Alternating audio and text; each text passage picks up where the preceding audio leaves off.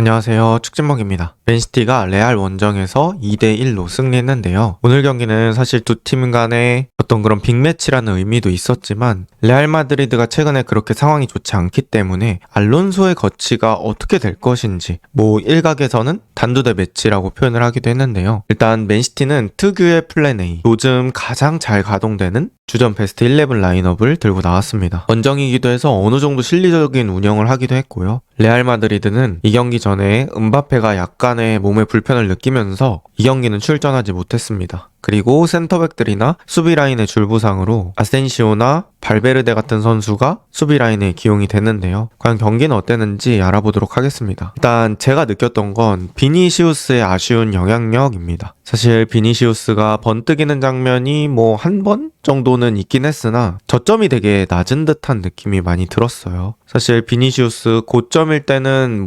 웬만해서는 1대1 맞기 어려운 선수죠. 하지만 이런 경기에서 또 낮은 저점을 기록하지 않는 것도 중요합니다. 그런데 오늘 경기는 찬스로 이어져야 될 상황들, 그러니까 더 좋은 결과값을 낼 수 있는 상황에서 슈팅이 빗나간다든지 아니면 결정적인 공격 기회로 바꿔내지 못한다든지 그런 문제들이 있었습니다. 그래서 저는 비니시우스 영향력 좀 많이 아쉽다고 느꼈고요. 도쿠와 대비되어서 더더욱 아쉽게 느껴졌던 것 같아요. 도쿠가 최근에 잘하고 있고 이번 경기에서도 괜찮았다 보니까 그런 부분들 되게 아쉽게 느껴졌고, 제가 느꼈을 때 지금 기준으로 현재 왼쪽 윙어 원탑은 도쿠인 것 같습니다. 그런 것들은 드리블 수치만 봐도 느껴지는 부분들이죠. 그리고 음바페가 없을 때 비니시우스가 보여줘야 했는데 저는 비니시우스의 멘탈이 좀 아쉬운 것 같아요. 외부적인 잡음 이런 것도 들리고 조금은 감정적인 편인 것 같아서 그런 부분들도 이 경기하는데 좀 영향을 미치지 않았을까 싶습니다. 어쨌든 좀 잘 흔들리는 선수인 것 같은데, 사실 이럴 때 본인이 잘하면서 에이스 같은 그런 퍼포먼스를 보여주면 외부에다 말할 때 좀 말에 힘이 생기는데, 사실 비니시우스는 그런 부분들은 아쉬웠던 것 같아요. 확실히 음바페가 있을 때보다는 무게감이 떨어지는 모습이었습니다. 그 다음 오늘 경기는 사비 알론소 감독이 약간은 실리적인 운영으로 경기를 먼저 준비해 왔거든요. 그러면서 전반전에 맨체스터 시티가 전방 압박하거나 높은 위치에서 빌드업하다 끊겼을 때 빠르게 역습을 나가는 걸 주 무기로 삼았습니다. 오늘 사실 음바페 대신에 곤살로 가르시아라는 선수가 나왔는데 이 선수가 오프더블 움직임 활발하고 또 수비를 끌어당기는 능력들이 있어요. 그래서 수비를 끌어당기면서 자기한테 수비를 몇 명 달아주고 수비 분산 효과를 일으킨 뒤에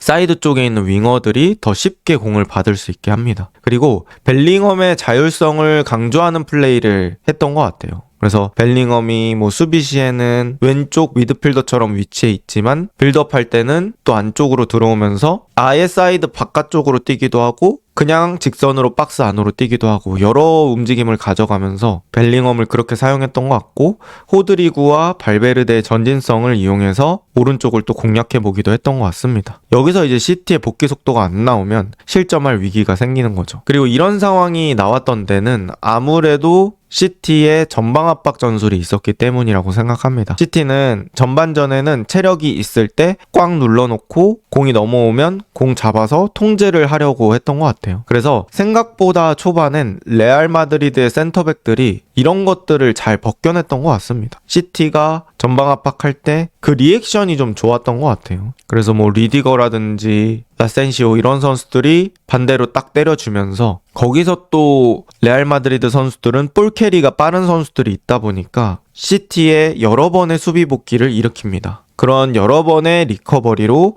시티의 체력이 좀 소진된 부분들이 있었죠. 근데 시티가 비슷한 상황을 반복하면서 좀 실점하게 되는 부분들이 있었던 것 같아요. 그래서 결국 오늘 호드리구한테 실점했던 장면이 사실 이 장면이 처음이 아니거든요. 계속해서 시티가 카운터를 얻어맞는 그런 장면들이 많았는데 그 장면에서 저는 벨링엄이 가운데로 많이 들어오면서 좋은 연결고리 역할을 했다고 생각을 하고, 어시스트 장면에서도 상당히 좋은 연결고리 역할을 했습니다. 그리고 이제 호드리구가 이거 득점하면서 30경기 넘는 무득점 기록을 깼습니다. 그러니까 되게 오랜만에 득점이었는데 이 퀄리티가 되게 좋아서 제 아무리 돈나룸마라도 맞기 어려운 슈팅이었고요. 사실 눈으로 보시는 것처럼 각도가 그렇게 좋은 편은 아니었는데 상당히 슈팅을 잘 때린 것 같습니다. 그리고 퀼러 없을 때 벨링엄의 이런 자율적인 움직임이 저는 상당히 좋다고 생각을 하고, 사실 벨링엄으로 제일 재미를 봤을 때가 어떻게 보면 2-3-2-4 더블 했을 때잖아요.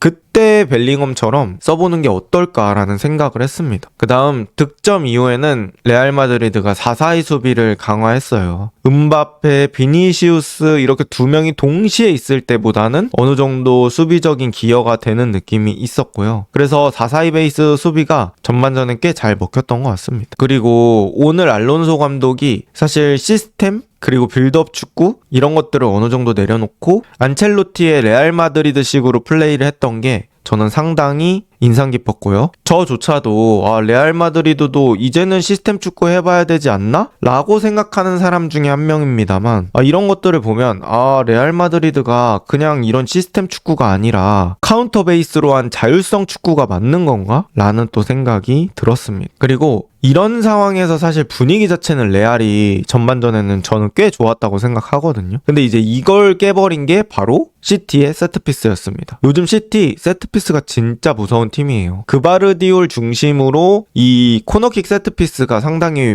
위력적인데 지난 썬덜랜드전, 리즈전 모두 득점을 했고요. 특히나 썬덜랜드전 헤더는 완전히 그바르디올 타겟팅이 들어갔습니다. 그리고 역시 강팀의 조건은 이런 세트피스를 준비하는 정도라고 생각을 해요. 그 다음에 이제 오늘 경기에서도 그바르디올 머리 타겟팅하면서 결국에 혼전 상황에서 오라일리가 득점을 했고, 이거 바로 반응하는 거 쉽지 않았거든요. 근데 바로 눈앞에 떨어진 공을 잘 마무리했습니다. 그리고 전반 분위기 자체가 레알 마드리드가 되게 의도대로 가고 있었는데 딱 이거 하나로 계기가 좀 약해진 느낌이 있어서 아쉽다고 봐야 될 것 같습니다. 그리고 레알 마드리드는 PK까지 연속으로 나와버렸어요. 여기 세트피스에서 분위기가 바뀐 느낌 좀 있었고, 그 다음에 리디거의 어이없는 실수로 PK가 나와버리면서 결국에는 2대1로 전반을 종료하게 되고, 이제 여기서부터는 다시 맨시티가 가면을 바꿔 낍니다. 이제 실리적인 축구로 바꾼 거죠. 2대1 상황으로 진입하고 나서는 전반처럼 무리한 압박을 시도하지 않습니다. 전체적으로 수비적인 미들블럭에서 압박, 그리고 홀란, 셰르키, 포든 빼고 배터리를 교환하면서 1차 수비를 좀 강화했습니다. 사비뉴라든지 마르무시 이런 생생한 선수들을 투입하면서 가운데 쪽에 에너지를 채우면서 저런 수비 대용을 견고하게 만들려고 했던 것 같아요. 근데 저런 판단들이 옛날에 과르디올라 감독이라면 많이 안 나오는 부분이라고 저는 생각하거든요. 사실 과르디올라 감독이 교체를 좀 안 한다, 내지는 교체가 너무 늦다, 이런 지적을 받았었는데 이번 시즌에는 실리적인 교체도 잘하는 것 같습니다. 저는 이런 부분들이 펩이 계속 발전하고 있다는 증거고 참 좋은 부분이라고 생각합니다. 그리고 후반전에는 반대 상황이 많이 발생했어요. 레알 마드리드가 전반에는 카운터를 많이 갔다면 후반전에는 시티가 카운터를 많이 갔습니다. 그리고 여기서 자꾸 도쿠가 상대 수비들을 뒤쪽으로 좀 끌어당기고 뒤로 밀어넣다 보니까 여기서 대응하기가 어려웠던 부분들이 있고요. 또 시티의 윙어들 그리고 레알의 윙어들 공격 시에 마무리되고 수비가 담하는 그런 퀄리티를 생각하면 사실 시티 선수가 저는 더 좋다고 생각을 하거든요. 시티 선수들은 자기랑 멀어도 느리게 오는 한이 있더라도 내려와요. 근데 레알 선수들은 공격 끝나고 본인들이 역습당할 때 좀 뒤에서 쳐다보는 느낌들이 있습니다. 그래서 그런 부분들은 서로 카운터 싸움으로 갔을 때는 레알이 조금 더 어렵지 않았을까 싶고요.